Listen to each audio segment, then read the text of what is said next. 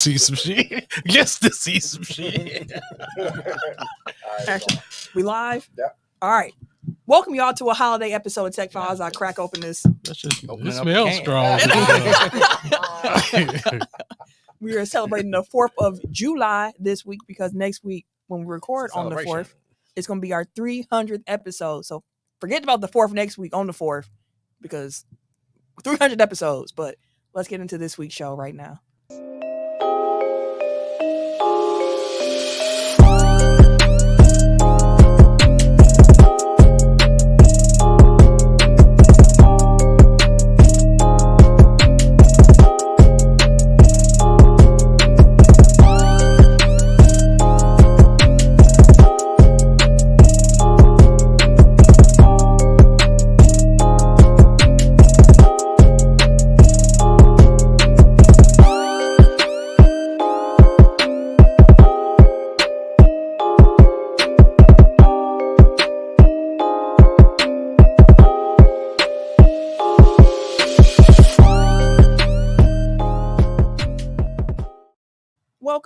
Welcome to episode 299 of Technical File, the sports podcast you never knew you needed.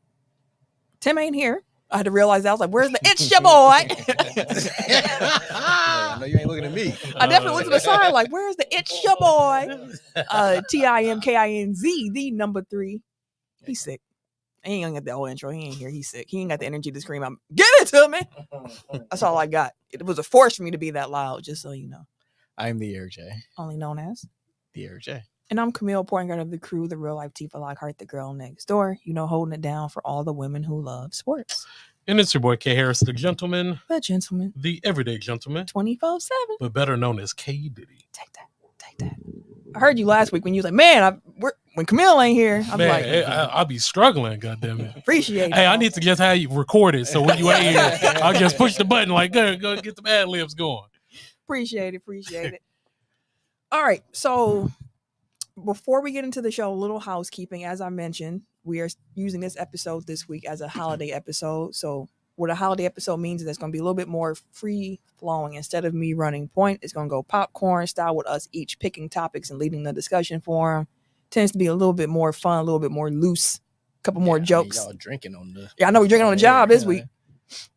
So just... I ain't going to consider this drink.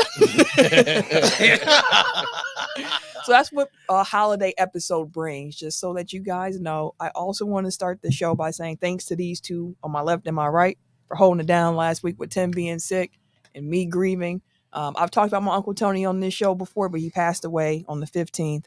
So took some time away. And I'm back because one thing Uncle Tony loved was listening to me talk about sports. So we here to make him proud. And on that note as well, if you free tomorrow, Wednesday, June 28th. Mm-hmm. Come on down to Broken Bat Brewery at 7 p.m. We're going to be doing a live Locked On Bucks show. So I'll be there with Kane, with Frank, Eric, and Justin. So it's the full Locked On Bucks squad. You'll see some Tech File folks in the audience trying to bum rush the stage at some point. So make sure. Well, Tim ain't here. Maybe the bum rushing ain't going to happen. I don't bum rush. I don't bum rush. Tim said, I hosted this show before. I'm going up there. So no, make sure y'all come out. It should be fun. Good Bucks conversation. And maybe I'll have another beer tomorrow since I'm having one today. Hey. And another. Another one. I do have a sports fact of the week. It's the 10-year anniversary of Giannis getting drafted by the Bucks. Oh, okay. And nothing was the same. Nothing was the same after that moment. Thank God. I had a Facebook memory pop up of Jabari getting drafted by the Bucks, and it was like, I think I've said this before, but it was like we thought that was the moment. We did. Knowing we already had the moment. Like, man, Jabari gonna be a great Batman. Maybe Giannis could be the Robin. Maybe or maybe Chris gonna be the Robin. Like we didn't know. We didn't know. I just in the video, I just see the mayor like, The celebrations were real when we got, because we did not want Embiid. I remember that. Everybody was like, no, he got injury concerns. Don't draft Embiid. And they said, Jabari Parker. Everybody was like, yeah. It didn't pan out, but Jabari is one of my favorite Bucks. I actually have a signed Jabari Parker jersey at home. He might get back in the league. I saw that. That's in good form. I hope so. I love Barry. Game that needs a name. What topic y'all want to do this week? Holidays. Oh, okay. That could be interesting. So if you're unfamiliar, the game that needs a name is what we call the game we play weekly. It is a rapid fire memory game where we choose a topic. As Eric said, this week we'll be doing holidays, apparently. Okay. I mean, yeah, we can do that. And we keep listing holidays until we cannot list them anymore. You only get about 5 seconds to answer, and you cannot repeat any answers. So with that being said, I said that in every holiday, just like flew out your I'm mind. so trying to. I got 3 strong after that. I'm like, I'm stuttering shit. Eric, go ahead and kick us off since if we can go Eric, then myself, then Ken, and continue to rotate around. Father's Day, Mother's Day, Easter, Christmas, Thanksgiving, Halloween, Hanukkah, Martin Luther King Day. Kwanzaa. Halloween. He said Halloween, didn't he? Hey, yep, I did. President's Day. Martin Luther King. I said that. Goddamn. Literally just said that. Oh, for real? Goddamn. I thought I had a chance this week. I had something to touch. As soon as you said Kwanzaa, I was gonna go Juneteenth, but then he got out, so now I'm gonna save Juneteenth, and I'm gonna come back to it. I was gonna go down the calendar. I was gonna go President's Day. I was gonna go. She kind of came at you like he ain't gonna say Juneteenth. Like, he said Kwanzaa, so I was thinking that it went to you next, and I was like, okay, I'm. But then when you got out, it threw me off, so I was like, oh, never mind. But woo, that was a quick one. I thought I had a shot. See, don't just go with the first thing I blurred out. Wasn't confident about it. It was just the first thing I thought of. Shoot, I was like, let's go. I'm with it. All right, let's start the show for this week then. Dude, dealer's choice on the music for this week. I don't know which. Oh, I had to see. Damn. Ooh, them whistles be whistling. It's gonna be some scatting like bat bat bat da da da.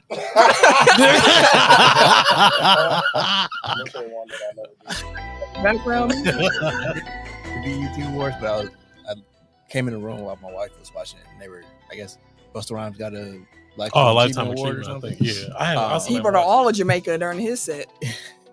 But it was interesting. Like I think Pharrell, he's like he kind of scats on the beat. I'm like, I never thought about that, but he really do. Like that's a nice way to describe it. I see Sly and Shells in the comments. What's up, y'all? Hey, what's going on, brothers? Shell said he was at that draft party with us when they picked Jabari, by the way. The more you know. I remember him being, it was a party up in that mug. All right, with it being a holiday episode, going in. Shells was there. I remember Shells. Yeah. I thought you meant Sly. Going in tech order. Eric? Oh, damn. What's going to be the Tim first? Not being here throws everything off. We can talk about some NBA trades. What's the most noteworthy? Hey, if it's in transaction, say read off for transaction. So you. I know. I just want to start it off. Oh, I got you. I'll just go in order then. The Hawks and the Jazz finalized the trade, sending John Collins to Utah for Rudy Gay and a future second round pick. I forgot Rudy Gay was still in the league. Really? Oh. And he like 36, 37? Yeah. That's no favorite player. Rudy Gay. Rudy Gay.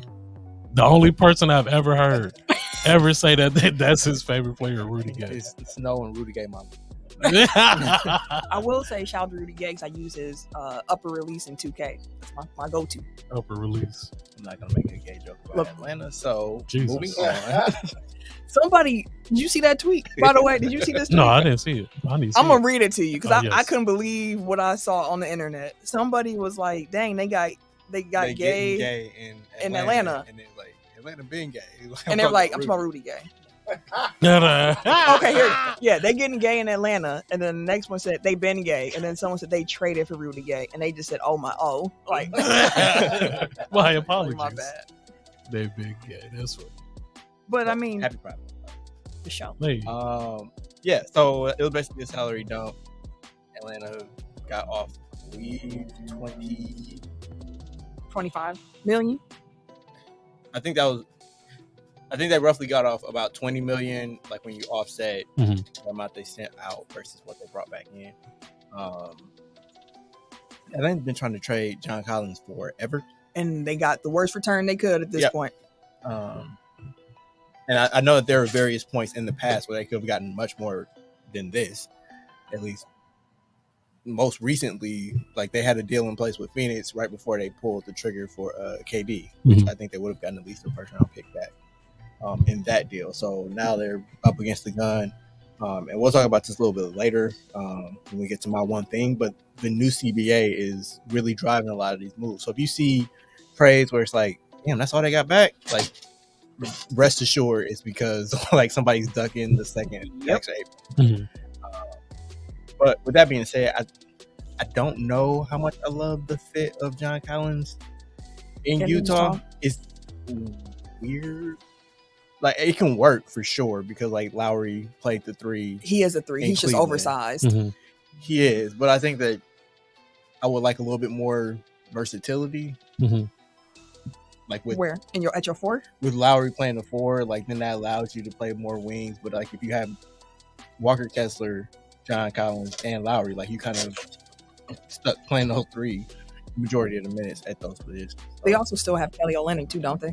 I don't know if they have to renounce him to open up the cap space that they would need to absorb John Collins. I'm not 100% sure about that. And John Collins is a weird 4 as well. I feel like he's only 4 because of his size and the fact that he can't Protect him. you can't do that either. But I was gonna say like create his own shot that easily, which is why I feel more comfortable with Lowry playing the 3 because he's gonna try to go get himself a bucket at the very least. So I don't know. Like it was a buy low thing for Utah, so I get it. It's free money, and they've wanted John Collins for a while, from my understanding. So I get it. And like John Collins is super talented, so it's not. I'm not knocking him on that, but it's more so his fit in the modern NBA. It feels a lot like, you know, Roy Hibbert like 10 years ago, or like the old school 4s that were like enforcers, where it's just like the NBA is shifting in a way that's kind of like making certain player types obsolete.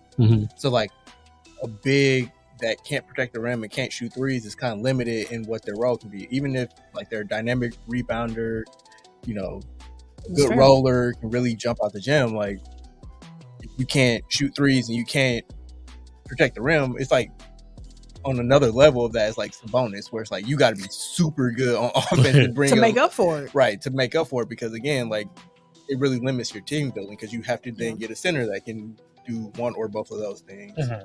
Or you got to have like a point guard that can really set up that guy to be a finisher. So again, like it doesn't give you as much versatility as I think you would want in the modern NBA. Oh, that's fair. That's fair. So as soon as I started reading off this trade, I realized what the top trade of the month it was buried because of the order. Is Boston traded guard Marcus Smart to Memphis in the 3-team deal. Boston received Kristaps Porzingis and draft compensation, including the 25th pick, which they then subsequently traded like 5 different times. That's what Boston received, and then Washington got guard Tyus Jones from Memphis, and then Danilo Gallinari, Mike Muscala, and the 35th pick from Boston. So Marcus Smart is gone. Marcus Smart's in the West now. He's your problem to deal with 4 times a year. How you feeling about Marcus Smart with the Grizzlies? Definitely not happy about it. Anything that's making the Grizzlies better defensively is definitely not an advantage to ours at all. So no, that's trash. Nobody want to see that shit. I feel like Marcus Smart was born to be a Memphis Grizzly. Yep. Like I didn't think about it before the trade, but as soon as the trade came through, I'm like, that is like the perfect. That's a hand in glove fit. Yeah, you gonna get mad love down there. And it's interesting because they basically combined Tyus Jones and Dylan Brooks into together. One player. Now they got Marcus Smart, which especially with Ja missing the first 25 games too, to have Marcus Smart there is going to be really helpful. Little shooting concerns if it's Smart out there with Ja with Steven Adams.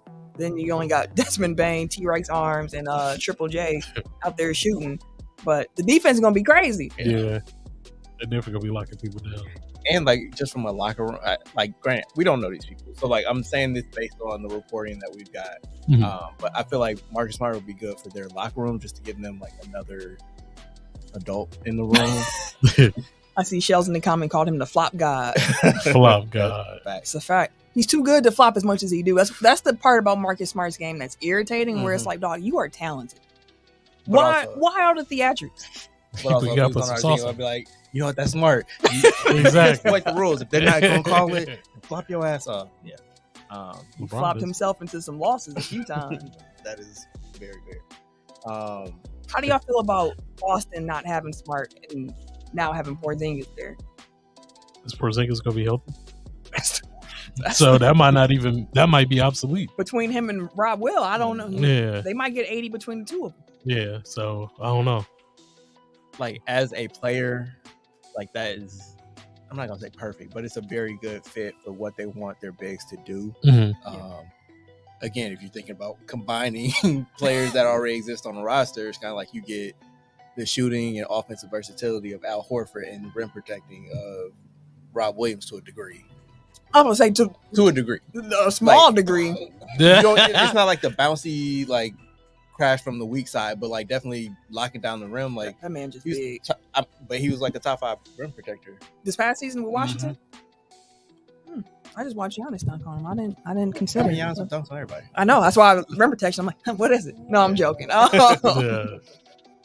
So again, like as a player type, I get it. We'll see how it meshes. Like it's something about Boston that never quite burrows. Like even when they're playing well, it's kind of like because Jason Tatum's doing his thing over here, and Jaylen Brown's doing his thing over here, and then Marcus Smart is not taking bad shots for once, or Al Horford is hitting a timely 3. Right. But it never feels like it's like a cohesive unit Mhm. necessarily. It's just like individual pieces going off, which Porzingis doesn't really help with that.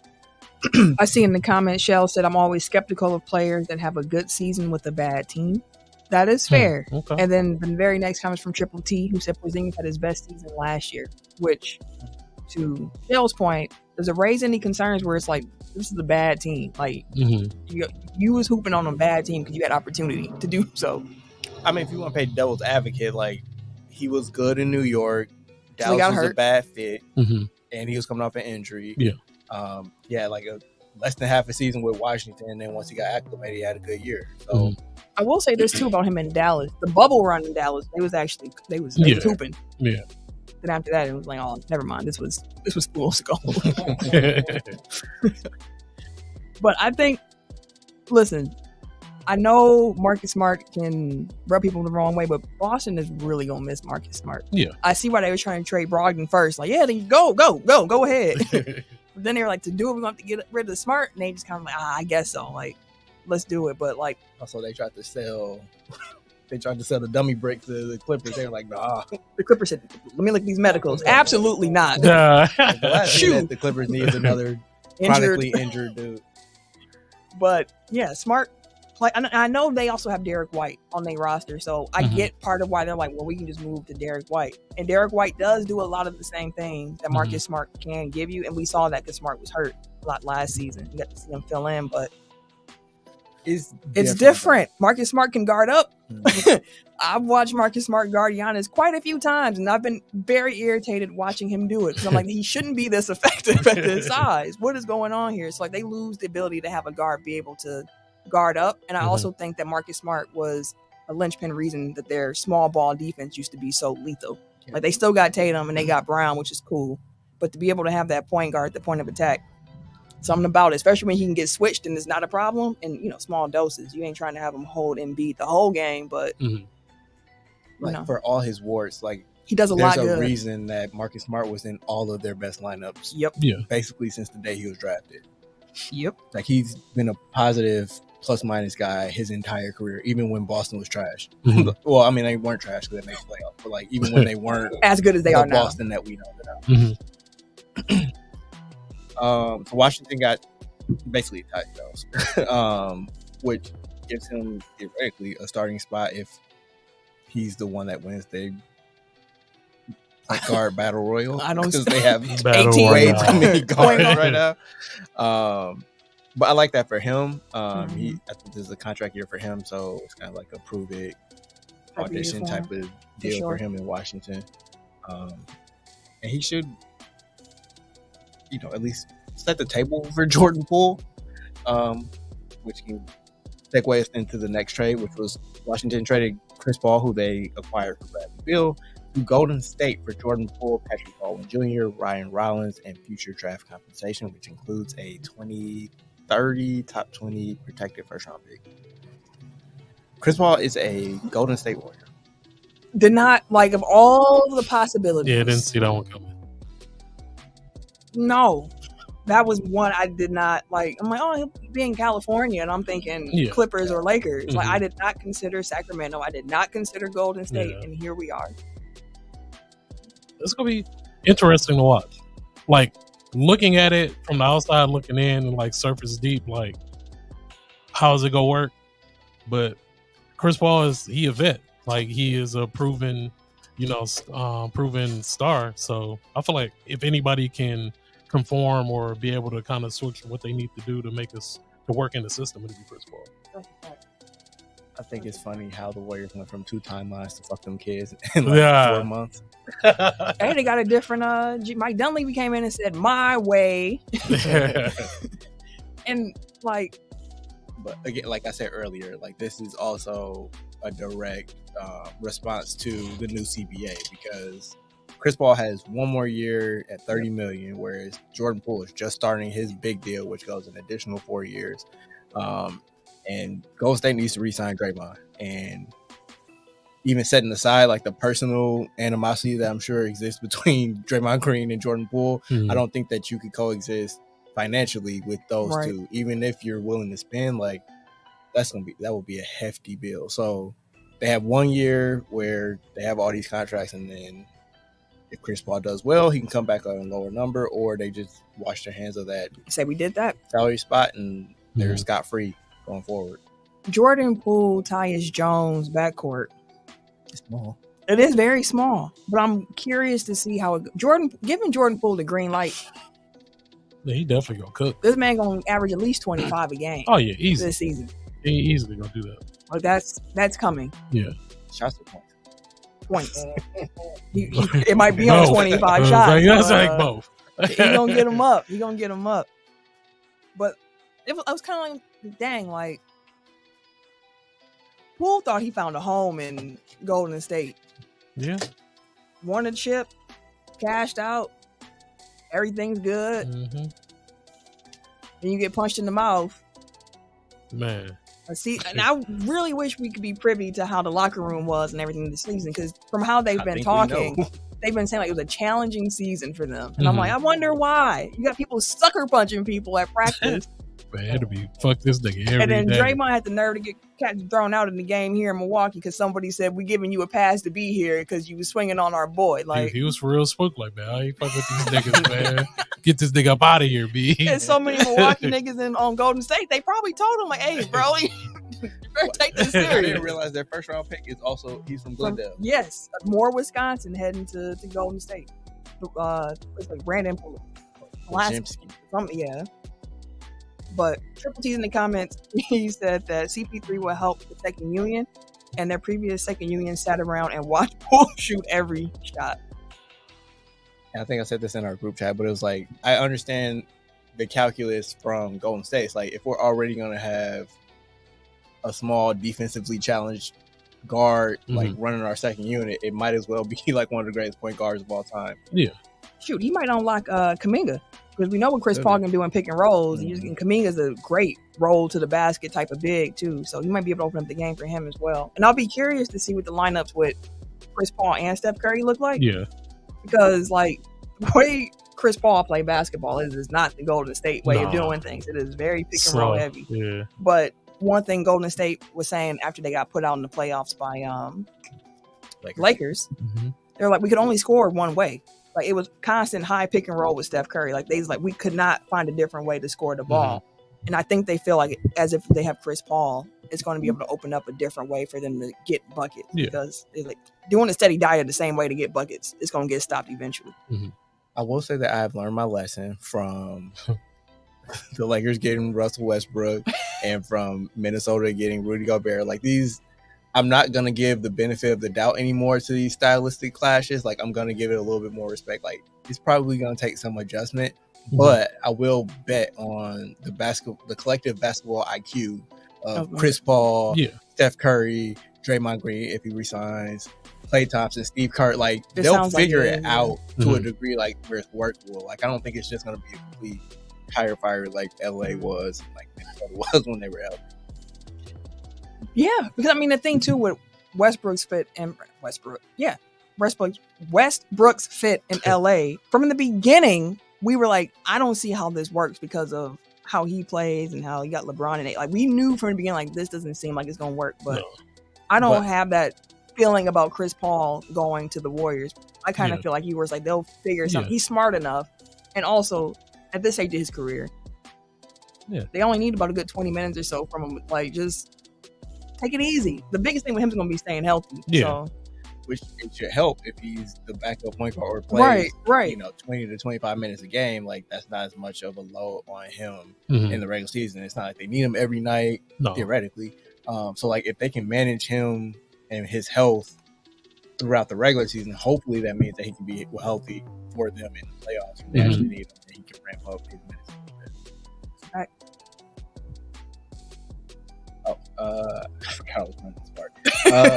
The next trade is, I'm not going to go over all the draft day trades, just the ones that involve actual NBA players in them. So, actually, I guess kind of folded into a three-way deal, basically. Dallas traded the number 10 pick in Davis Bertans to Oklahoma City for number 12. Dallas also picked up a traded player exception of like 20 some odd million. From trading Bertans into Oklahoma City's cap space. So that's why they went back, because it's like we doing you a salad by taking this into our cap space. I mean, it's not they're doing them a salad. It's just like that's the mechanism because like you can't trade nothing for nothing. I mean, you can't trade something for nothing. So like they traded a player, and then because they just absorbed that salary, it creates this traded player exception, which then they can use for up to a year.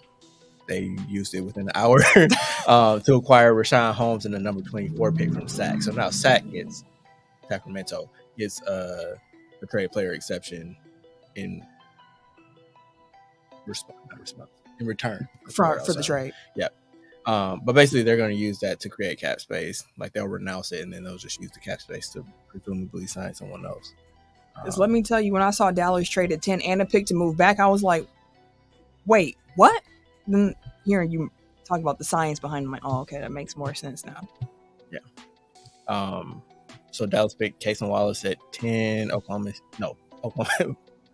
City picked Cason Wallace at 10. Dallas picked Derek Lively at 12, and then Omax Prosper at 24. Let's go, Marquette!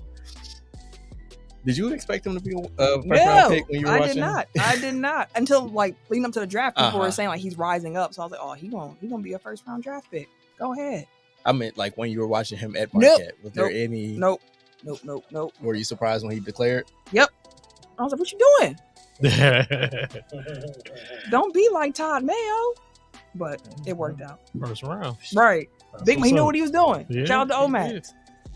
I mean, like, but when you think about it, it makes sense. Like, he has the skill set and for this the NBA. size for the NBA. Like, he doesn't have to be a star in college to be a good role player in the NBA. Right, detrimental if you are a star in college to being a good role player in the NBA. It's an interesting thing to think about. And then the final transaction from this week so far. As a note, free agency does open this Friday at 5 p.m. Central Time. And I wait. But ahead of free agency, Minnesota signed center Naz Reid to a 3-year, $42 million contract extension, which means that they're now paying 3 centers a combined, I think, $84 million this year, and it balloons up to $100 million next year when Cat's new extension kicks in. Ooh. So just something to keep in mind. Like, the way that they're reporting it now is that they expect to go into next season with all 3, but that going forward after the season, they see like how it works. Like, one of the 3 probably won't be there. I would imagine. Triple T said Cat getting traded. Eventually, I think that will be the one move. Yeah, I don't know if Gobert gets you anything. No, that's going to be your biggest return right there. Well, also, I wonder if it's kind of like a sunk cost fallacy at this point. Like, do you just bite the bullet, keep the better player, and whatever you can get for Gobert is what you get? Like, you're never going to recoup those picks that you sent to Utah. All 85,000 Yeah. draft picks I wanted to send out for this trade. I guess it's my turn now. It is. Geez, we don't have that much on here to discuss this week. So I'm going to just go ahead and let's head to the NBA 4 things for the offseason here, because it kind of ties into what we were just discussing here with some of these trades that we have been seeing. Eric, do you want to hop into your... I gotta jump off too. Oh, I can start with the... I feel like a better transition to go into the CBA. Okay. My title was just the new CBA's ass. As I've mentioned before, like with the John Collins deal, it's like so many of these moves that are being made have nothing to do with basketball. Like it has everything to do with the finances of the teams involved. I still, like, as every little nugget of the CBA comes out, like I have no idea why the NBA owners even proposed it. Or like why they had like unanimous ratification of it. But then like, especially the players, like I have no idea why they would accept what amounts to a hard cap, because like these teams are doing everything that they can to avoid that second tax apron, because whereas before, if you exceed the luxury tax, the only thing you're doing is spending more money. Like that's the only real penalty that you had. But like now, they make it so that you can't do shit. And like I've gone over the details before, so I'm not going to belabor the point. But it's just like John Collins getting traded for nothing. Golden State having to break up their core. Granted, they might have wanted to do that anyway, but like it is motivated by money. Like the Bucks presumably having to stare down, like there's a number that they can't go over with Brook Lopez, and Houston has $60 million in cap space, so like they can afford to splurge on a player like more than they're necessarily worth. And whereas before it's just like, you know what, we'll just have to pay whatever it is, $50 million a year for a $30 million contract. Like now it's like we can't justify it because like it cripples our team building ability. Like it's just it sucks that the finances have so much to do with these teams, especially at this point where selfishly as a Bucks fan, it's like we finally get a good team and we finally have an asshole owner that's worth a bunch of money that's willing to spend it. Yeah. Like there's no redeeming qualities in Jimmy and D Haslam at this point, because like we can't even leverage like their deep pocketbooks. We'll see what happens.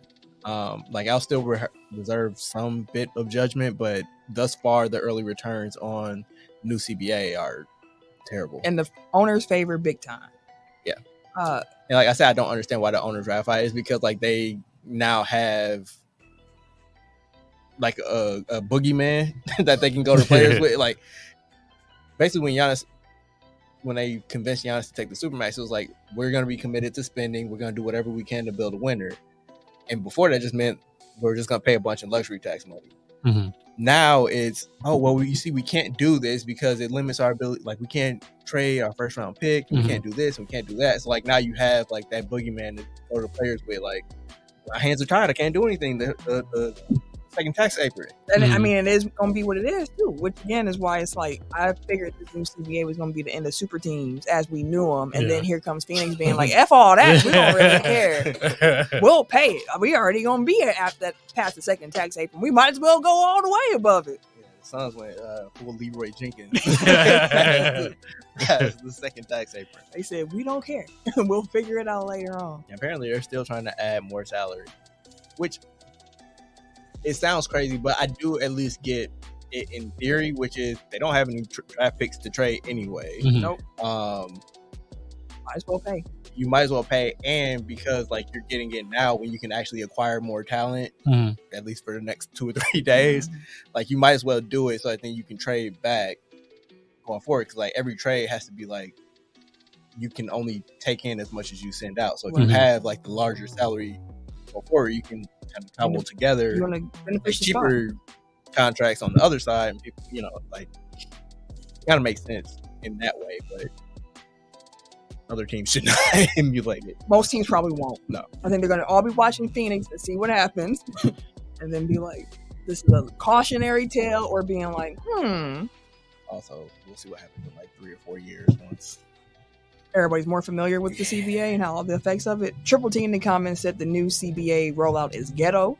I agree, because why is it just in parts? It is June 27th, and we still don't know the full CBA. The teams don't know. Like, they have not gotten the full document yet, and it's supposed to go into effect in 3 days. That's crazy. There's going to be some late nights upstairs studying that document when it drops. And Shells in the comments said, I really want to know who came up with that CBA. Somebody cut an under the table deal or something. The players can smoke weed now.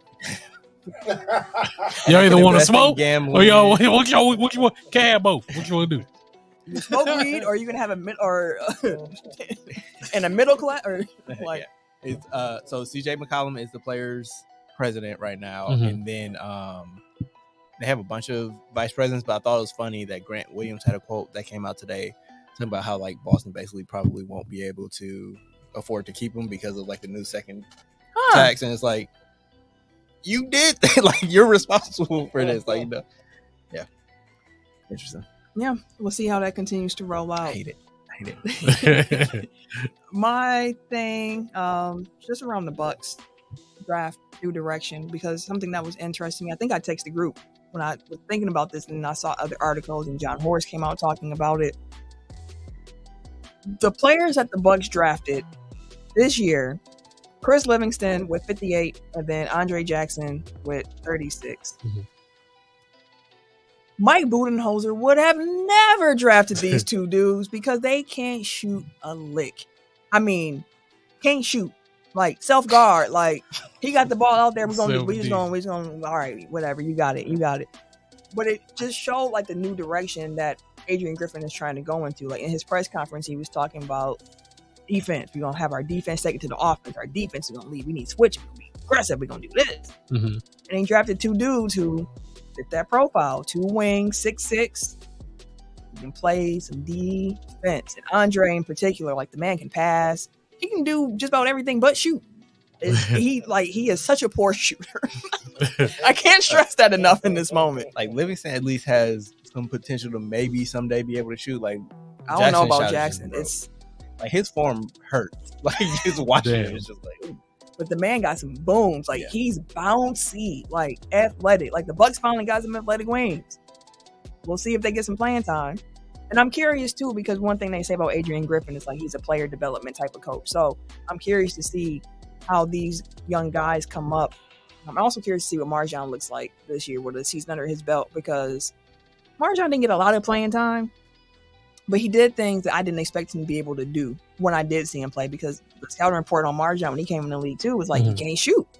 That man was sitting here hitting step backs, and I was like, you looking real comfy out here behind this line. So another season, he put on some weight. He was out in Greece with Giannis working out and everything like that. So looking forward to seeing Marjan. And I'm just excited to see what this new direction is, because I've been trained for so long now. I'm thinking of like free agents for the Bucks. I'm looking for a particular type of player. And now I'm like, I don't quite know what I'm looking for with this new head coach. Like, is it defense, or is he going to try to now fill out the roster with some more shooters too? Because the floor is going to be shrunk a little bit. I want to see what the offense looks like. How is he planning to incorporate these non-shooters into the lineup so that Giannis doesn't just become triple teamed out here and another wall gets built? Like, I'm just really curious to see what it looks like, and I'm excited about it. Yeah. I mean, change is always exciting. Like, I don't know if it'll be changed for the good or change for the worse.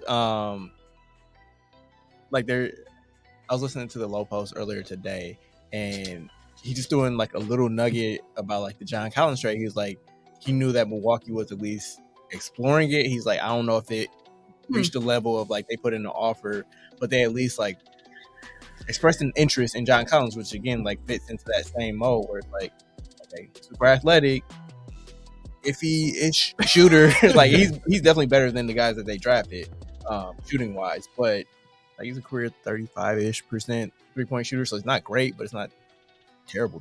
But again, like, it kind of fits that same archetype. Yeah. Which again is like not an archetype that Bud would have went for. Employed, like, when he was here. I think I said this in our group chat where it's like, I kind of wish that it had been reversed, where it's like they drafted a bunch of bouncy athletic wings when Giannis was younger, so he had people to run with. and then maybe one of or two of them you could have developed their shots to the point where now They'd be you ready to have pop. athletic shooters with Giannis, as opposed to a bunch of young dudes that probably won't get on the court until Giannis is kind of a little bit more matured. The way that the CBA is making his roster shape up, they might have no choice but to play this season with Giannis. But it'll be fun to see it because, again, when we got Marjan, it was cool seeing someone else besides Giannis like dunk. Mm-hmm. And Marjan, I realized he only jump off 2 feet. I don't know if y'all like it's always off 2. Yep. Now Andre, that man be jumping off 1 foot, 2 foot, no foot. Like, I was watching his tape like, my God. But I'm excited for it. I was talking about canceling my summer league trip. I'm going this summer. Mm-hmm. I'm seeing these young bucks and Wemby playing too. I'm glad you get to go. I'm at least the first day. I'm gonna be there for a day. I ain't gonna be there as long as I thought I was, but I'm gonna be there for a day. And what's your? Oh, go ahead. Before we move on from the Bucks, Chris Middleton is expected at this point. Like things can change over the next 3 days. He's expected to resign. Suck it, haters. Suck it. Are you wearing a shirt?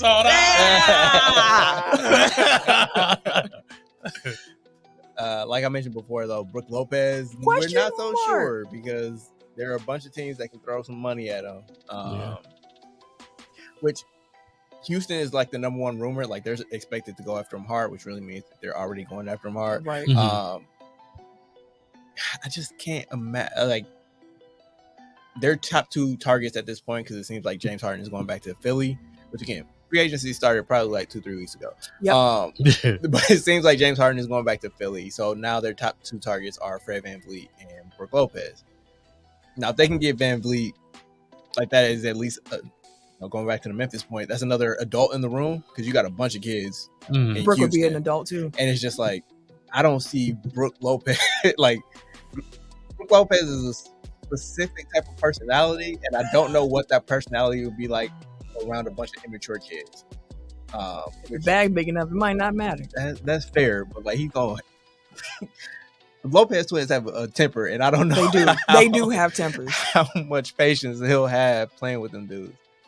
But we'll see. Like again, like I don't begrudge any athlete for taking the bag at any point in their careers. Mhm.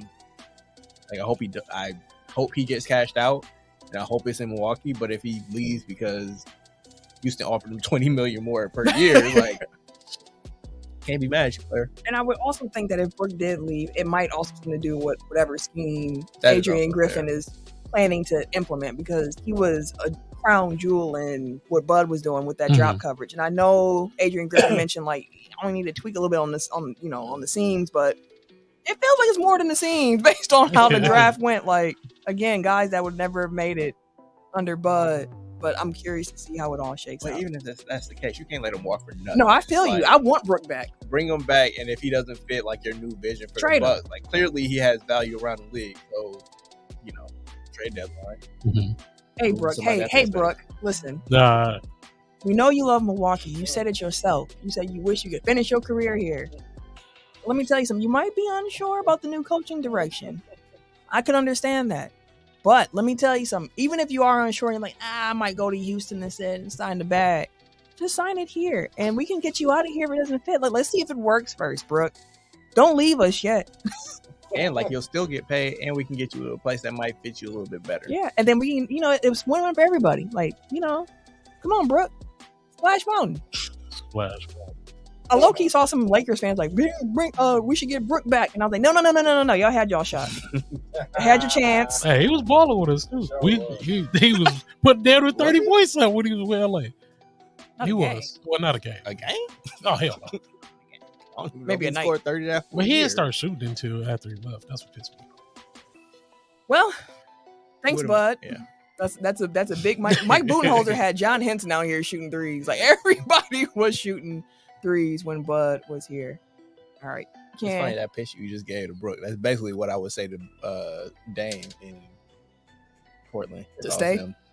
Mhm. Not to stay, but it's just like, hey, we'll get you where you need to go. It's got it's a win-win for everybody. It seems like it's time. To your personally. point, Ken, what's your NBA one thing? Yeah, speaking of Dame, it's been a lot of scuttlebutt I love the fact that got y'all saying scuttlebutt so often. Scuttlebutt about Dame. They did draft Scoot Henderson. Dog, he is built like a fucking tank. Bro. Yeah, like he's a grown man. Yeah, like I'm excited about watching him.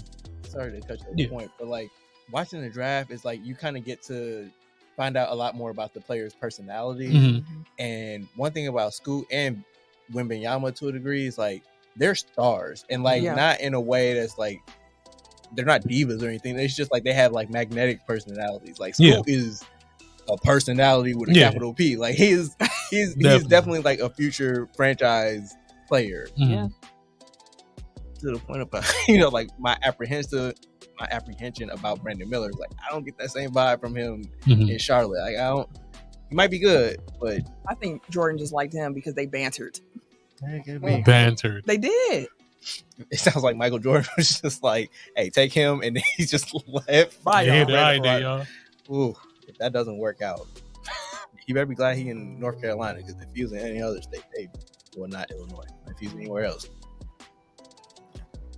Sorry. Anyway, go ahead. Dame but yeah, speaking of Dame, just everything that's been going on with him, and then the talks about him being traded and everything like that. But he's been the loyal guy. Yeah. He's always been like, I love Portland. I want to win here. I want to do all this. But how long has he been saying that?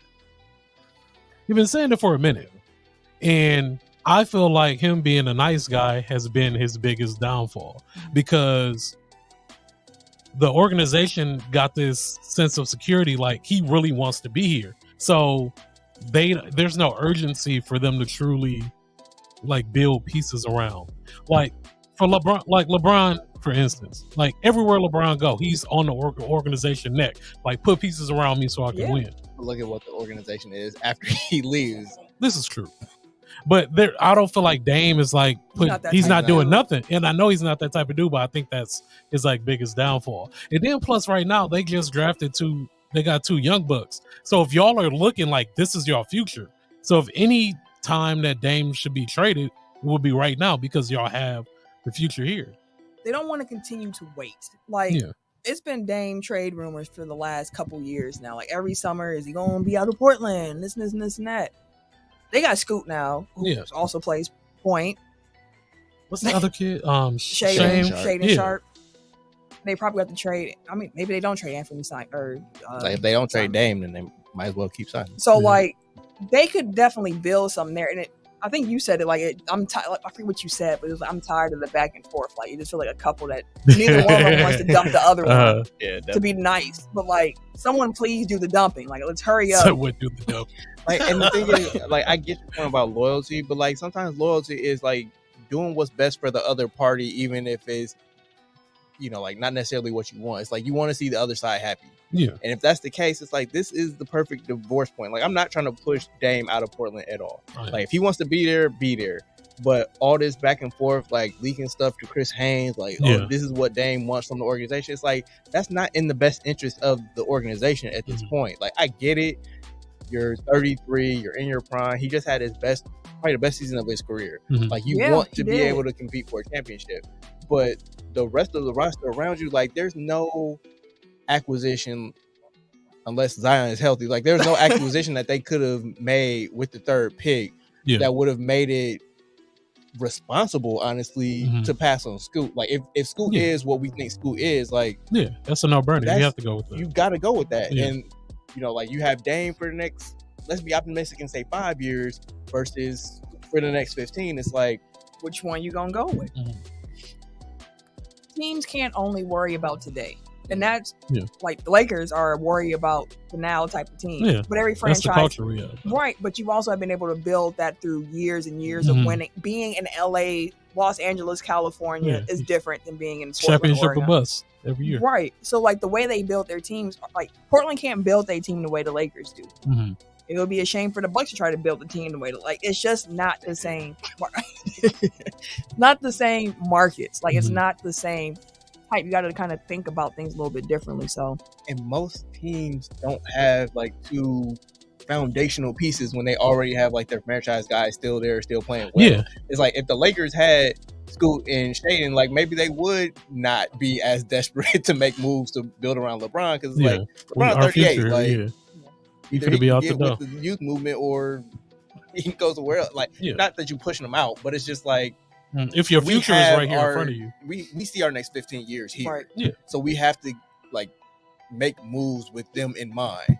Like the 2 timelines thing probably would have worked a little bit better in Golden State if they actually had like a blue chip.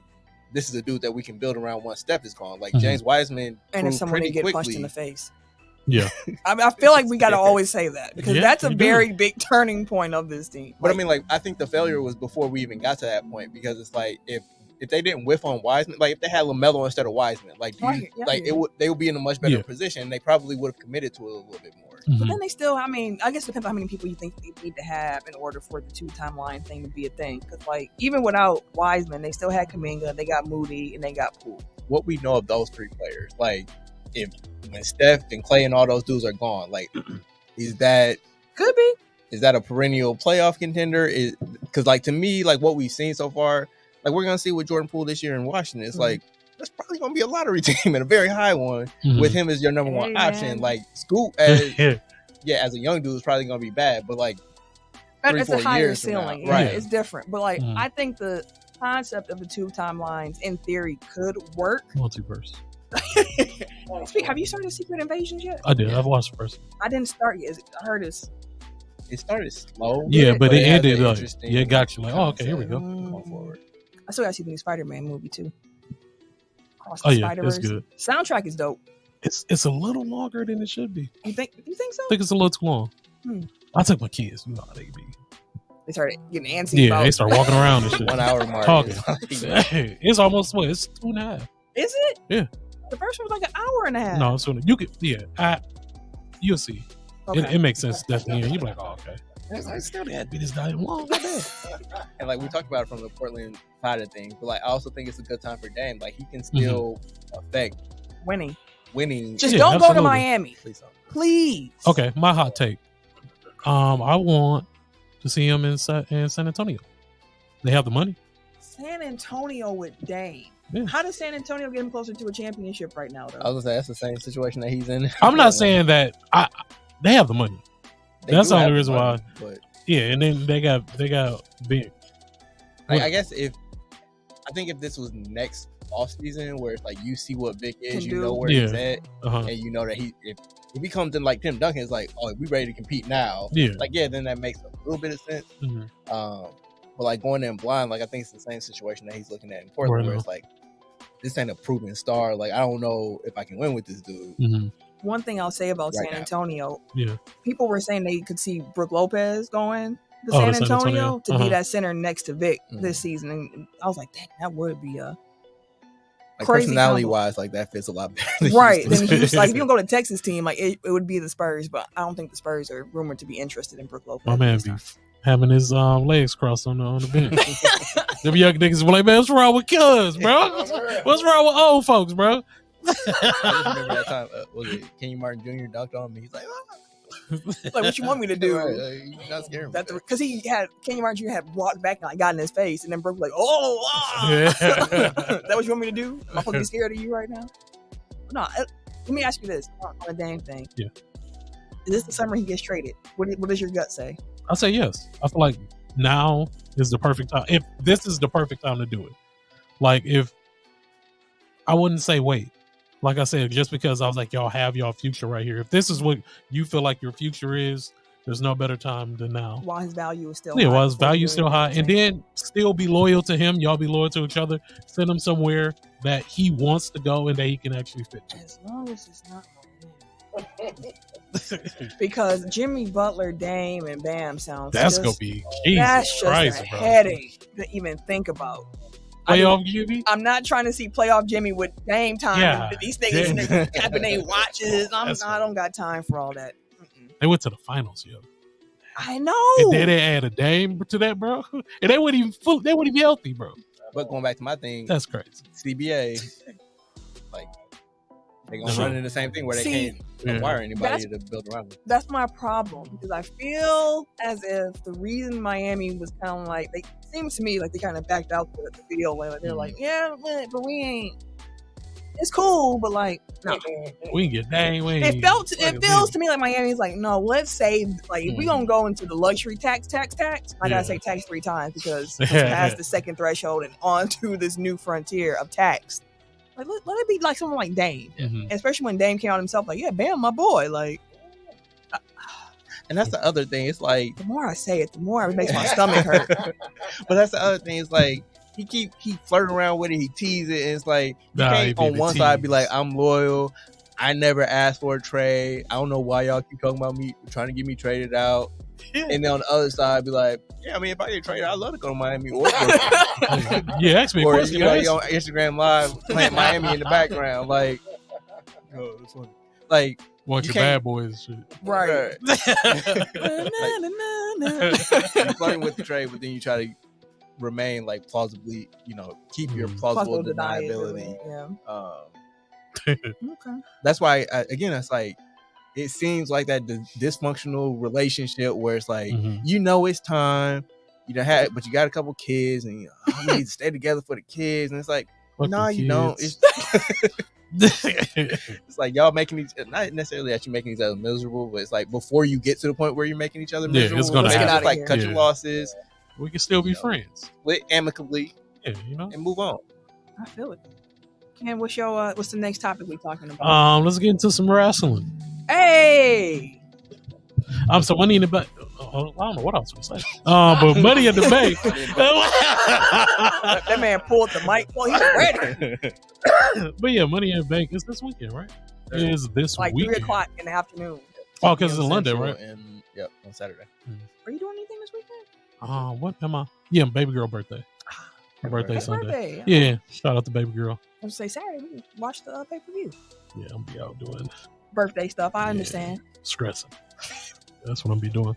But yeah, have any of you guys been watching wrestling lately? Are you like up to date on the storylines, or are you excited about anything on the card or anything? The bloodline. Yeah, that's the storyline. It's been getting better and better. I have also been, because Noman pointed this out to me. He was like, "Your boy's getting over." And I was like, yeah. Oh, that dog. He over right now. Over like that man over like a mug. I'm glad the world is seeing what I saw the very first time I saw LA Knight. I was like, something about this kid is special. I just read something that they tried to, because of his age, like they kept wanting to like make him different than what he really was. But then Vince they finally just so like, yo, look, it worked. Like, let him be him. Because I remember when I first saw him too, because I was like, no one was like, oh, this dude's so annoying. And I watched him do his promo, and I was like, I'm kind of into this. Like, I fucks with it. But yeah, it's something about it. I'm enjoying it. And he looked at me like I was crazy. And now, look at my boy. Like, that's something that's missing from wrestling, though. It's just like somebody whose promos is just shit talking. Yeah, definitely is. Like, he threatens people, but it's like that's not like the meat of it. Like, it's not, I'm gonna beat your ass and Money in the Bank. Like, no, it's like you look goofy. You're not on my like. Let Logan Paul have it, right? Yeah, he did. Even on his heels. Like, that was the best thing about like The Rock is like, yeah, he could be intimidating, but it was him like ripping people the entire time. And he could go for like 10-minute promo, bro. It just be nothing but pure fire, bro. You'd probably be a funny wrestler because you rip everybody all the time. Yeah, I'll be caught on the mic. I might get my ass whooped in the ring, but just know you finna catch your spine on the mic. But yeah, so the men's Money in the Bank match is Ricochet, LA Knight. Yeah. Shinsuke, what's Santos Escobar? This nigga name still Butch. Butch, Damian Priest, and Logan Paul. Who you guys have? Yeah. Give me LA Knight. But I will say, them adding Logan Paul is like Logan Paul is, I hate to say it, like he's a good, like he's good, dude. He's entertaining. Like he's really good at wrestling.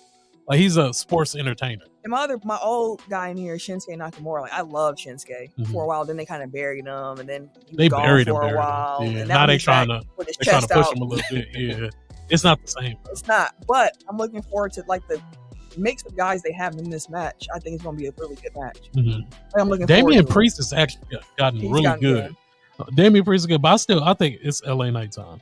Yeah, like because he's over now. This is the perfect time for him to just go ahead and and win this and get over. I'm gonna tell y'all right now. If we come back next week and LA Knight did not win, I'm gonna be upset. They will get to Logan Paul and shit. I'm gonna be how you was when Cody lost. I'm gonna have a I was upset for real, dog. Cancel her. Man, right.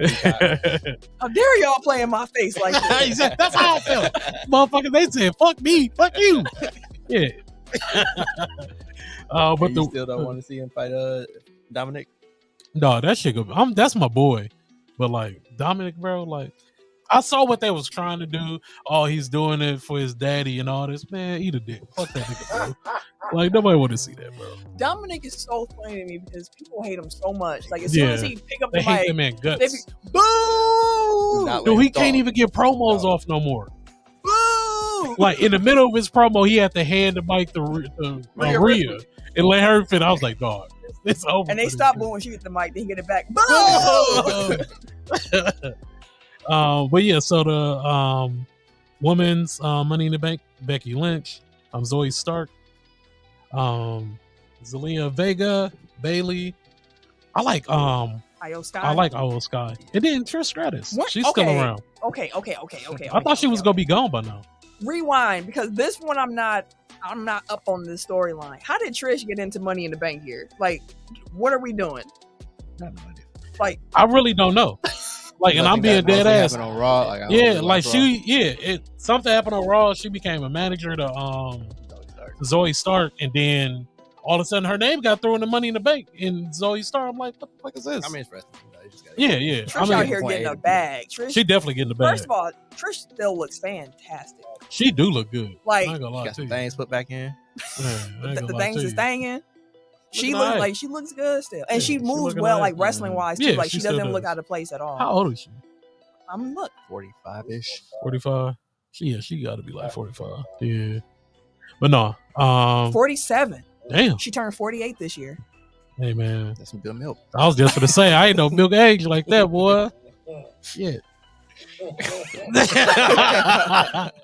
But yeah, so I think it's definitely gonna be a good match. But time out in the comment. Triple T said y'all got to sell me on LA Knight. Man, listen, just go watch it. I was like, just go watch his promos, bro.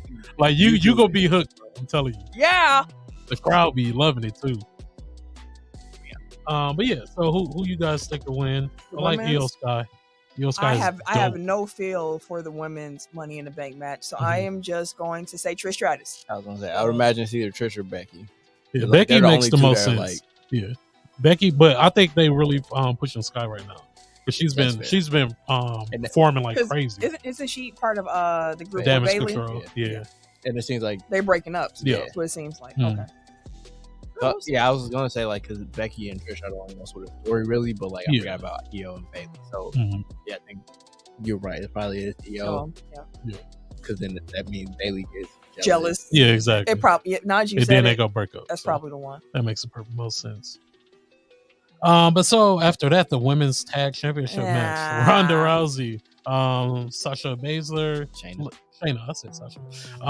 Liv Morgan and Raquel Rodriguez. I thought Liv was hurt. Well, I guess she just came back. Oh, okay. And they were like, we never lost our titles. So they got because she was hurt. Oh, okay.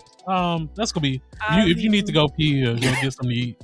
And there's no disrespect to Liv Morgan or Raquel. Not at all. It's more so about Ronda Rousey. Yeah, she there just to give me the bag.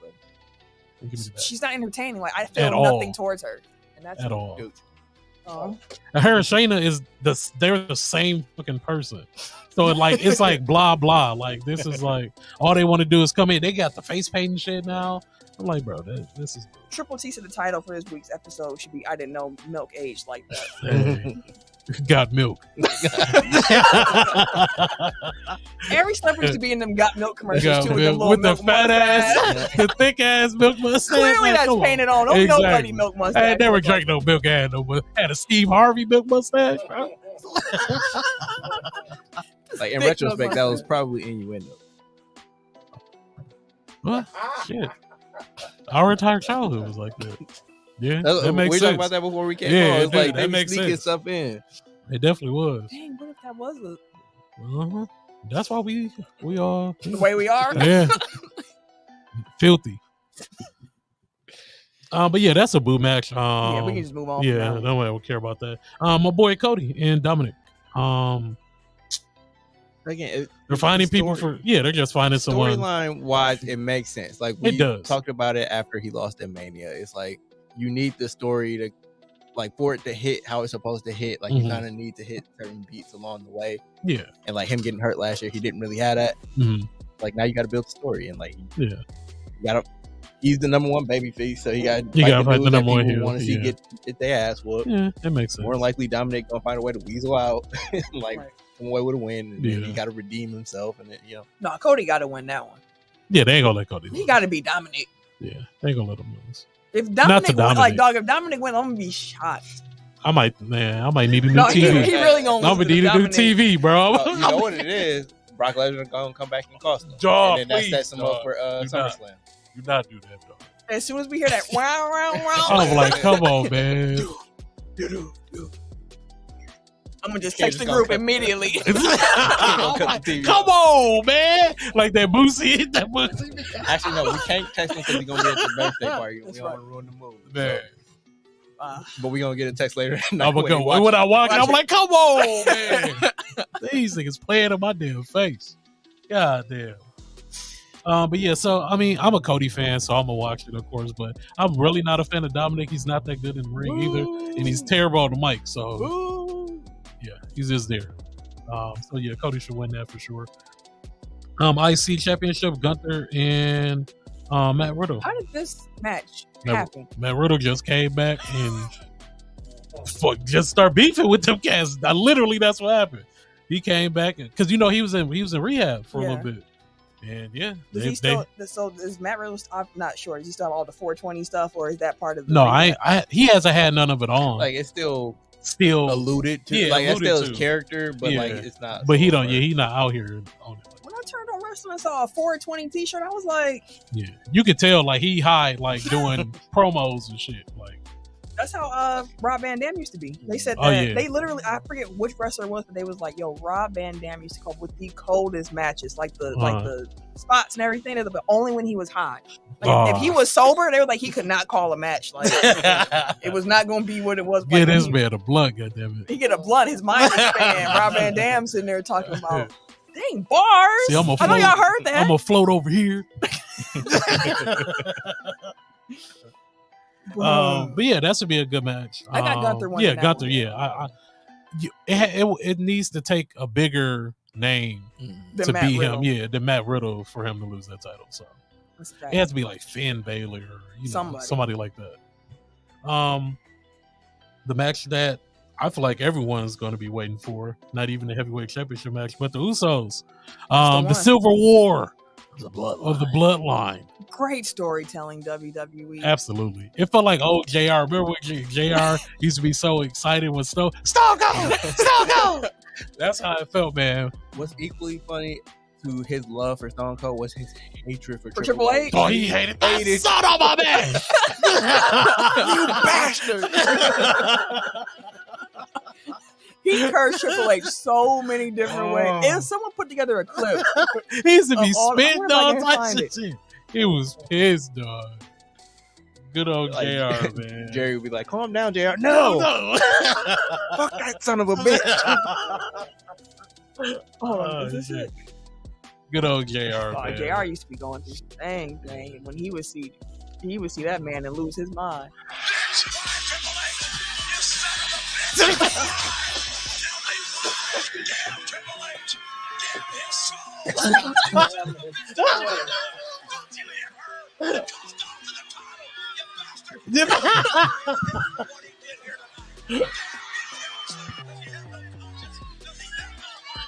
Does he have no conscience? Does he have no heart? So pissed, bro.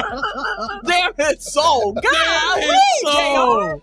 Oh, that is hilarious, bro. My man was pissed. That bro. man said, damn his soul. No, he said, fuck a Triple H. Good old JR, man. You bastard. But no, like my journey to like coming back to watching wrestling and everything. Like I said, Cody was like that brought me back in, but what's been keeping me is like the bloodline.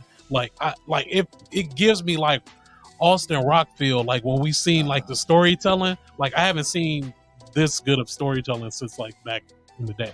Like, WWE had put on their YouTube page right before WrestleMania, like a recap of the Bloodline. It's like 2 hours. Oh, for I real? literally just Damn. watched that like a couple weeks. I was like, man, and the way they did it, just showed clips from everything that happened leading up to it. And I was like, a reminder of why this storyline is hitting so hard, because it's been such a slow build, but it was also like a methodical build. Like it was nothing it wasn't done just to be done. Like everything fits. Yeah, I can't wait. That's the match I'm looking for. I think that's gonna be the main event. Yeah, it should. Like, I have such a problem with like so many people like, oh, he's been a champ for too long. Like this story's been going on. It's time to move on. Blah blah blah. It's like you can't complain about WWE not having any long-term storylines and then also complain when there's a long storyline too long. Like I get it. Like you want something new, but it's like.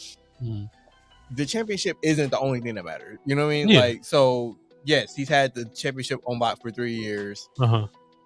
Whatever. That if you have a problem with that, you have a problem with it. Whatever. Yeah. Like that storyline only revolves around the championship. Like everything that he does is in like if he loses the championship, then the what? Character is I need to protect this title. So if he loses it, then what? Right, like you can't go back to being a regular Roman Reigns. Like now thinking about that, like you be the tribal chief. Like it's like nigga, I beat you. Right. Like Cody, if I was Cody, I'd turn into the Rock next week on the mic. I'm acting a donkey out here when I beat your ass. You're gonna be wrong. Yeah, but no, definitely gonna be match of the night. Again, like the build up, dude. Like I haven't been like super excited to watch a match, but I was like, dude, I know this is for to be epic. Like it's for to not just be like a great match. The storytelling inside of the actual match, I will just want to see what the ending gonna be, because I just know it's gonna be a fucking huge payoff and everybody just gonna be satisfied. Let me ask y'all this: who wins the match? What's your prediction? Usos. You think the Usos gonna beat Roman and Solo? I think so. They gotta let them, ride off in the sunset.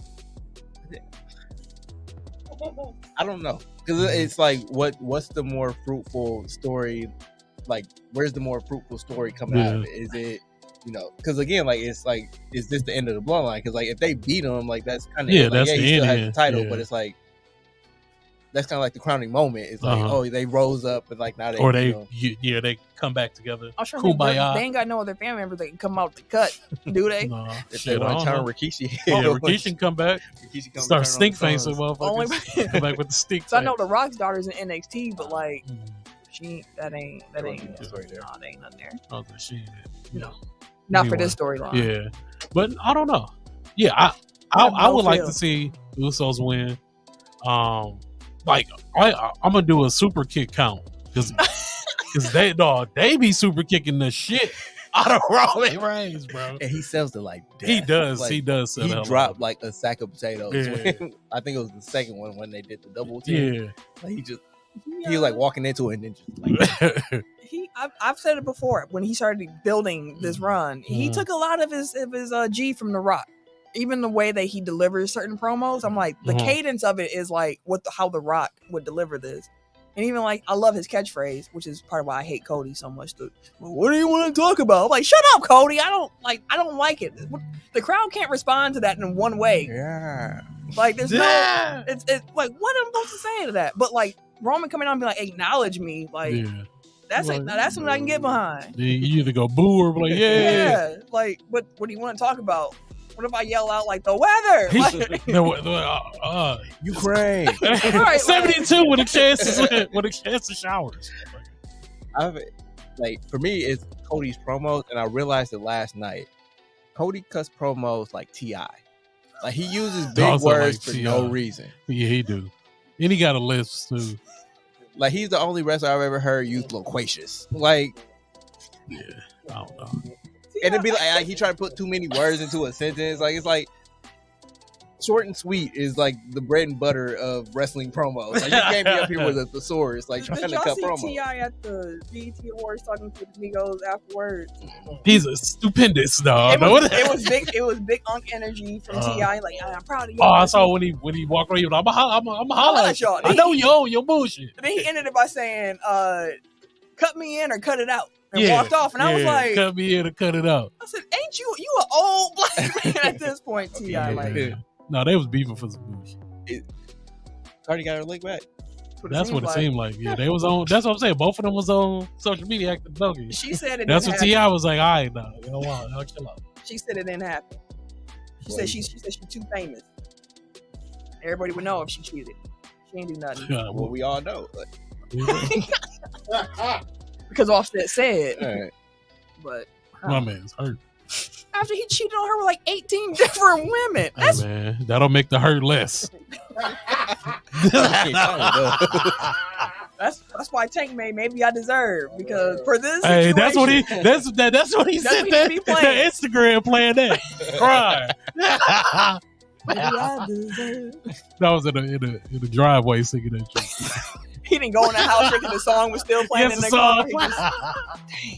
Damn, baby. But yeah, and then I know Eric, you don't like Cody, man. The thing, dislike him. It's just like I can see why people don't like him though. Right. I can really see why people wouldn't like. The whoa hit. I love the whoa. Yeah, it gets stronger every week. And it's funny because like now he kind of just like he meanders around like waiting for the second whoa. Yeah, he never gets like right into. And they spend the whole pyro budget just on his intro. Dog, he be having WrestleMania pyro, bro, every week. Which is crazy, bro. The thing I hate that he got that dumbass tattoo, bro. Like that really, he got the fucking skull, and it gave me white supremacy, bro. It just the I don't know, man. The flag and the skull and the colors and shit. I'm like, bro, like that ain't you, bro. And you wear suits and shit every week. Then you this pop it out. I'm like, I don't know. Your baby mixed, man. Your wife black, like come on now. His mom is cute. Oh yes, come on now, Cody. Yeah, that's my only gripe with my boy Cody. But yeah, I can see why people. But yeah, the Usos, man. Bloodline, like it's gonna be a great match. I feel like Roman and them find a way to win. I don't know what that way is, but it doesn't. Like they making Solo like untouchable now. He too. Like the Hitman. Yeah, so now I can see it, but I was like, I don't know. Then it's like, who do you team up with Solo? Like he just come in and just who can he fight? I don't think Solo meant to team up with nobody. Yeah, he meant to just go. Well, not team up, but like who can he? Oh, like the next program. Yeah, like who can he fight? Like he just gonna be is the bodyguard. I think what eventually we were talking about Gunther earlier. I can see him. Okay. Oh, them building him up and taking out Gunther eventually. Yeah, because especially the style that they both wrestle, it would be a good match. Yeah, that'd be And I think like that might be the ultimate payoff of the bloodline. Like Roman will lose the title, but I feel like Batista, Triple H, or Diesel and HBK, where it's like. That's what I want. So give me what I want. That's what I want. Give me what I want. But it's like they'll build him up to where the crowd will be like, "Yo, we want that dude. Guy. Yeah, fuck him up." Like, so I can see that being because again, like you've now made the Usos one of the top acts in the company. Mm-hmm. If Solo can then be like the next dude, like I can see that being like their ultimate goal. Because basically, like the reason that this whole thing is happening is because Roman Reigns took control of his creative. Yeah. So like basically everything that he does comes from to do. like what he wants to do. He has creative control over his character now. So like I could see a world where it's like, okay, I'm done being even a part-time wrestler. Like, let fam get up. Let me put my family on. Yeah. He's already done with the Usos. I think he will succeed in doing. Yeah. And the World Heavyweight Championship match, Seth Rollins and Finn Balor. It's going to be a good match.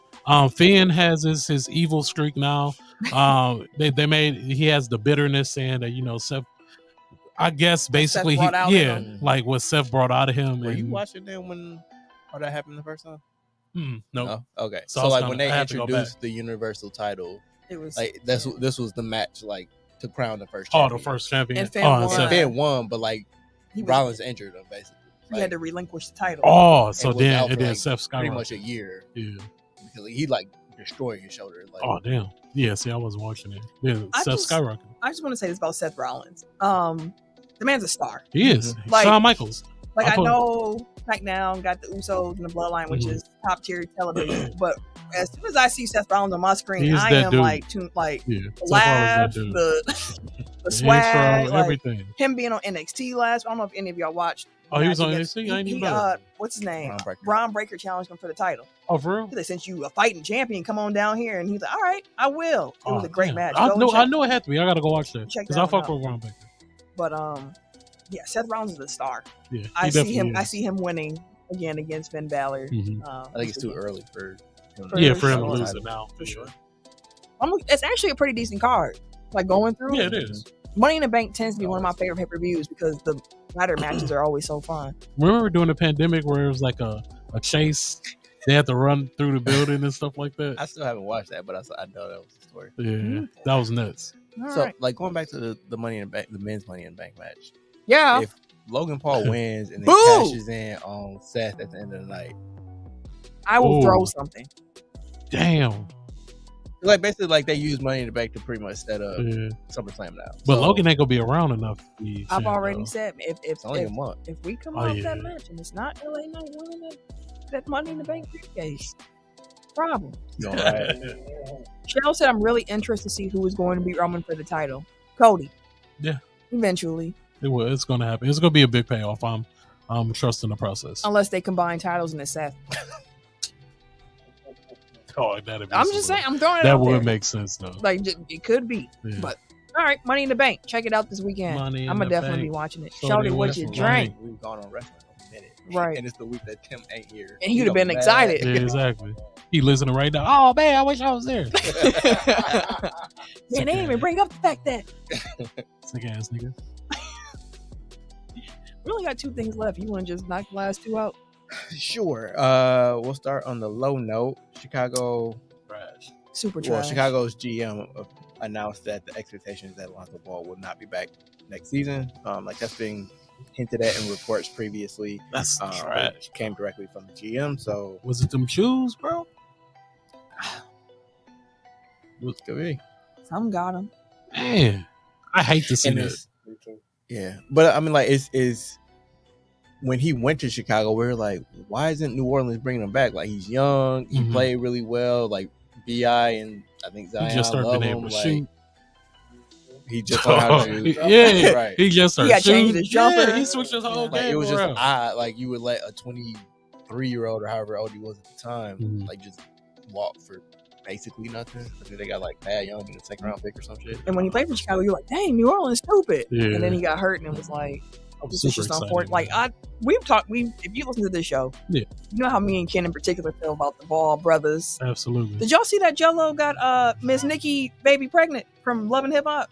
You ever watch Love and Hip Hop? No, Miss Nikki who? I'm gonna I'm show gonna you need these kids. Nikki baby? Nikki baby. No one. Let me see. Oh, okay. I was like, not Miss Nikki. Hey, Man. man. Okay, Jello. Hey man, Zion ain't the only one. out I here. need them to make some better decisions with Zion got a fatal procreation. attraction though. Oh, she's alright though. Mhm. Okay, I see you, boss. Yeah. All right. Anyway, never mind. WNBA All-Star starters were named over the weekend. In no particular order, we have Indiana center Aaliyah Boston, Yeah, Las she's a Vegas guard. No, since she been balling. She has been. She's a rookie and Mhm. starting in the All-Star game. Like, and it's deserved. Yeah, Like, she definitely been playing really balling. well. The Las Vegas Aces got 3. So point guard Chelsea Gray, who Fun team to watch. Oh, that pass she got off the other night. Fun team to watch. Chelsea Gray is like my favorite WNBA player to watch. Hmm. Like Arike is my favorite just because 4-on-4. Yeah, But She Chelsea be Gray is cooked. my favorite to watch because Mhm. she's a killer. Like she's a point guard for real, Yeah. point goddess. Like, Yeah, Yeah. there you go. and like, I just love the way she controls the game. She can dominate the game without even scoring. Like she can score too, but like Mhm. she doesn't have she don't got to, to. especially on this Yeah. team. I mean, team stacked. They pretty much Right. have an all-star team in I Vegas. like, for 3 real. starters, and one of them is not Candace Parker or Yeah. Kelsey Plume. Like, Which is nuts. which Kelsey is probably going to be a reserve. I don't know about Candace at this point, but she's an all-timer, so it don't even Yeah, matter it if don't she's even an matter. all-star this year or She not. goat. But yeah, like I said, they have 3 starters. So Chelsea Gray, Asia Wilson, and Jackie Young. Jackie Young been hooping this year. Balling. Phoenix center Brittany Griner. Phoenix has not been playing well. They have not. Their coach actually got fired over. I saw that. It's like it was 2-10 or something. Yeah, like that? they've been playing horrible. They've been playing like out of sorts. Like they haven't like gelled at all during the offseason. It's definitely chemistry stuff. Yeah, that's all it is. And it started last year because remember, like, it seemed like DT and Skylar Diggins Smith were kind of like going at each other on Sports Social. So maybe it seems like it's a chemistry thing. Seattle guard Jewel Lloyd, Arike. 414. She be balling.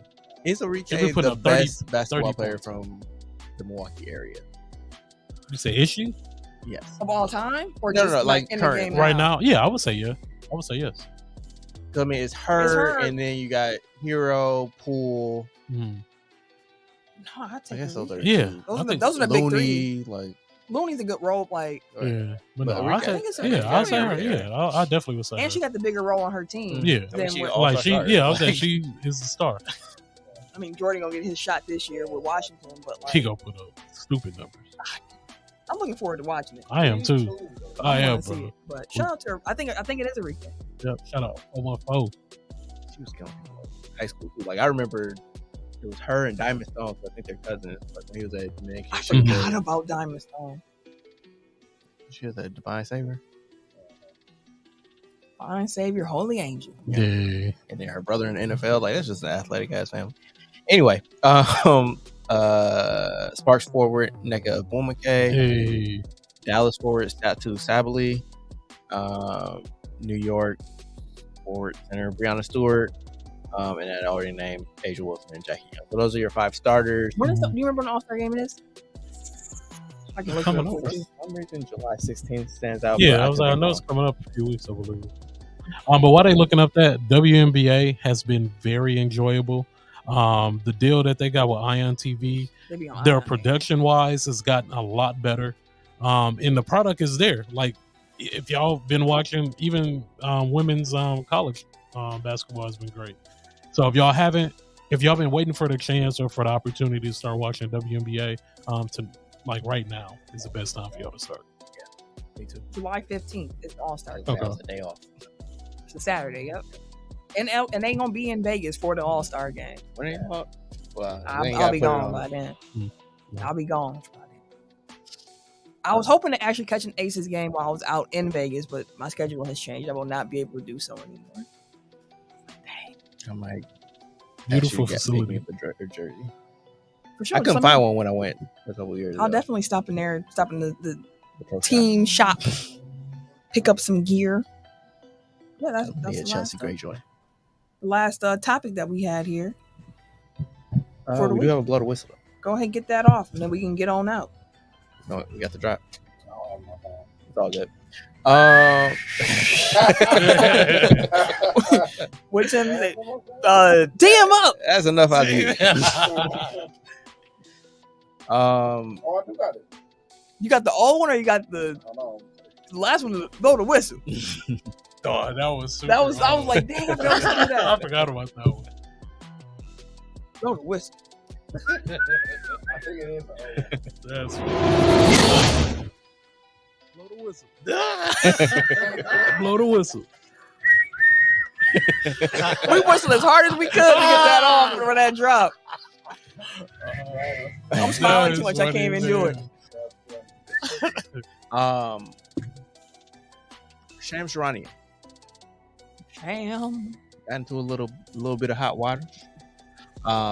So in the lead up to the NBA draft, he sent out a series of tweets regarding who the Charlotte Hornets were leaning towards with the second pick.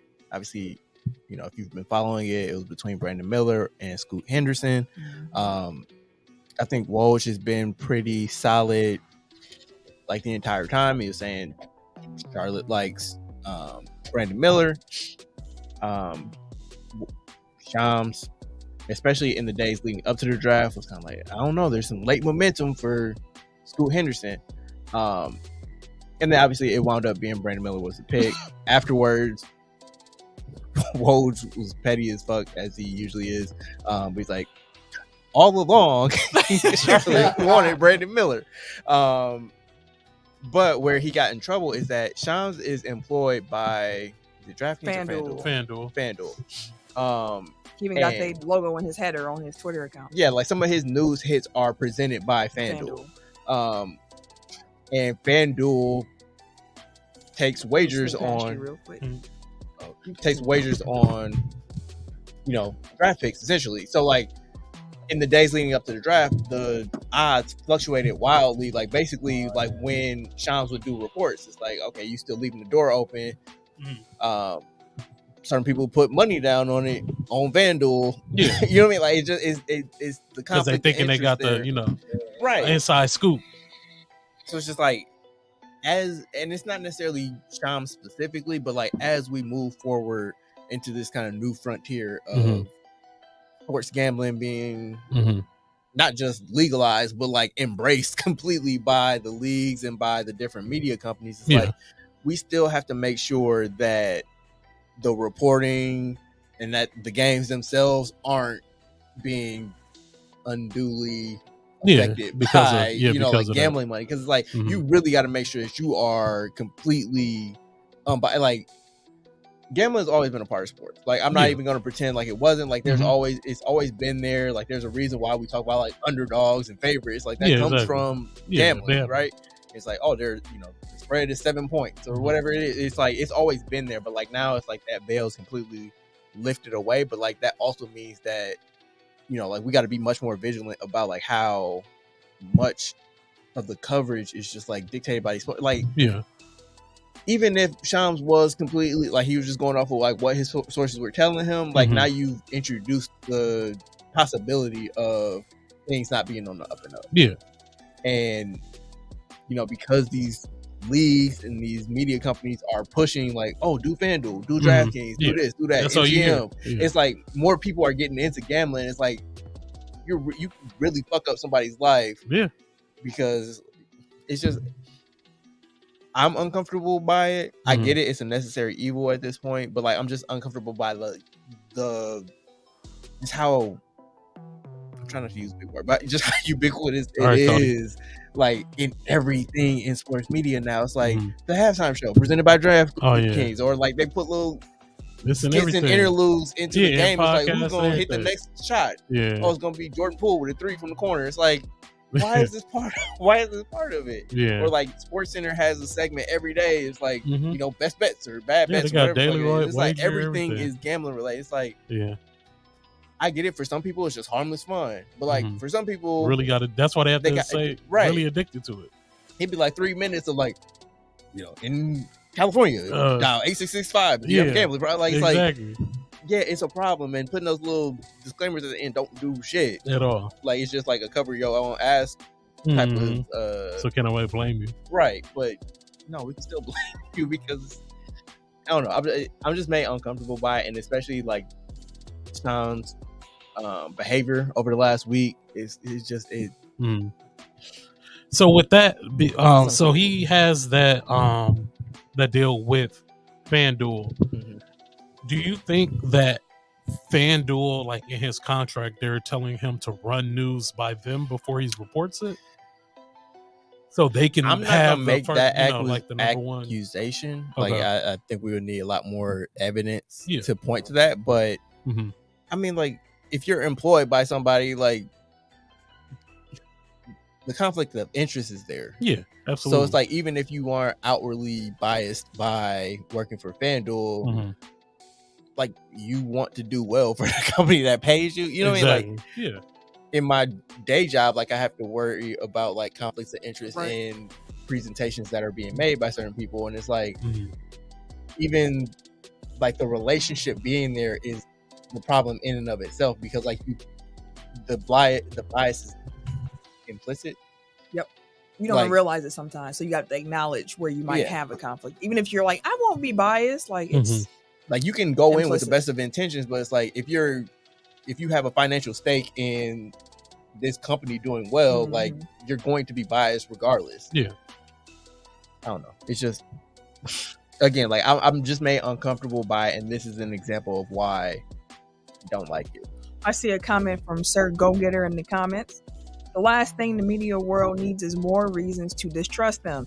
I want to believe Shams meant well, but it's a very tricky needle for media members to thread if they're involved with gambling organizations. Thank you. Absolutely. Yep. Well I see, said. Dwayne said, yeah, it's everywhere in regards to like gambling. It is. Like, I remember I went to Detroit and then on to Toronto last year. There were so many billboards for like the MGM app or like the different like it's just like it's everywhere Yeah. because like they had just legalized it I think in Michigan. Like they were making a really big push, but it was like it was gambling and weed All the time. all the billboards. Like, I get like there are responsible adults. Like most people are responsible adults. Like they have their vices, but like they keep them in check. But like there's a reason why like these things were discouraged for so long. It's because like certain people have addictive personalities and like they're gonna latch on to it. Well, all right. all money ain't good money. Well, that's the show this week, y'all. Unless you win it. It's always good when you win it. Until you sink it right back into whoever you can win it from. We hope y'all enjoyed.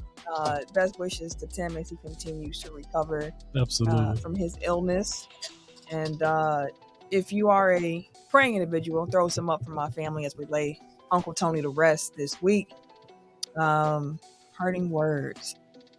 One thing that's been on my heart really with my uncle being gone now is love on your people while they're here, especially the people who have influenced you or are part of the reasons as to why you are who you are. Like those crucial people who some days you talk to them and you just don't think to say like, I appreciate you for everything that you've done or whatever the case may be. Get those words out because you never know when that last day is going to be. And I am very, very, very, very, very thankful that my Uncle Tony knew exactly how I felt about him. And he knew the role he played in my life. I told him to his face, thank you for being my dad. I appreciate you. You raised me. Thank you for helping me get on my credit up. Thank you for making me love sports. But man, I'm going to miss picking up the phone to call him with random questions that we have from the show. Like, he actually watched dude play. Call your uncle real quick and see what he say. Like, I'm gonna miss those. And for Uncle Tony, I'm gonna be watching some Tiny Archibald film because that was his favorite Hooper. Tiny Archibald. So, loving your people, y'all. Be kind, and if you are in Milwaukee, Wisconsin area, if you ain't got to go outside, don't. The air is disgusting. Man. We're gonna get out of here. We gotta get back home into some more safe air. If you want to follow me on social media, you can catch me. Wait a minute. On Twitter, Instagram, these PSN, 2K, and Hogwarts Streets at Camille Monet, CamilleMonae. And shout out to Shells in the comment. Long live Unc, for show. For show. Even my 2K player wearing 24. Now people, that's for Kobe? No, that's Uncle Tony. And if you also want to catch her, you can see her tomorrow at Broken Bat Brewery. 7 p.m. 7 p.m. sharp. Like our first live show. Be there or be square. But what am I? At Bucks Burner on Twitter. That's all you get. Yep. I did live tweet the draft from the Tech File account. And we'll also be reacting to free agency as it kicks off on Friday night / Saturday. Cannot wait. Everyday _ gentleman on Instagram. K Harris 216 and on Twitter and Snapchat. And it's not your boy. TIMKINZ, the number 3 on all his social media platforms. We out of here, y'all. Be safe. Be easy. What Tim be easy. Dilly. Them be saying just some wild stuff. That's whatever pops in his head.